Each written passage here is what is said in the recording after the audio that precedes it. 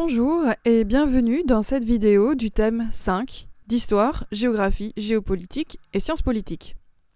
Dans celle-ci, nous allons interroger ce qu'est un État théocratique. Alors, regardons de plus près ce qu'est un État théocratique, ou du moins presque théocratique. Un État théocratique, c'est un État dans lequel le pouvoir politique est exercé par le représentant du pouvoir religieux. En d'autres termes, le chef d'État est un religieux. Alors, un exemple ici, qui est également privilégié dans votre manuel, c'est celui de l'Iran. Depuis 1979, s'est installée une république islamique dans laquelle le chef d'État est un chef religieux.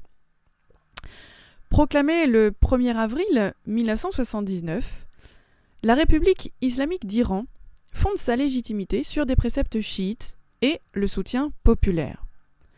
À sa tête se trouve le guide suprême, aussi appelé guide de la révolution.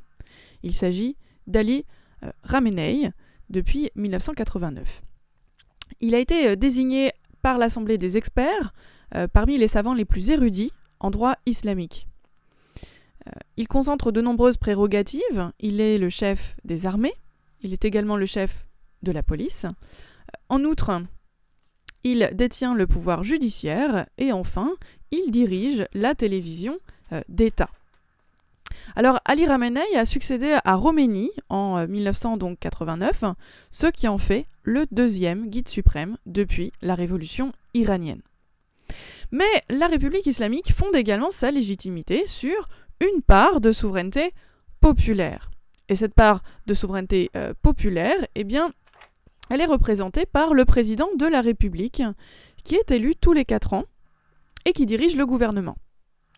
Alors, le président donc, de la République désigne les ministres et nomme les ambassadeurs. Donc il s'agit d'Hassan Rouhani. En quelque sorte, on peut comparer sa charge à celle de notre Premier ministre.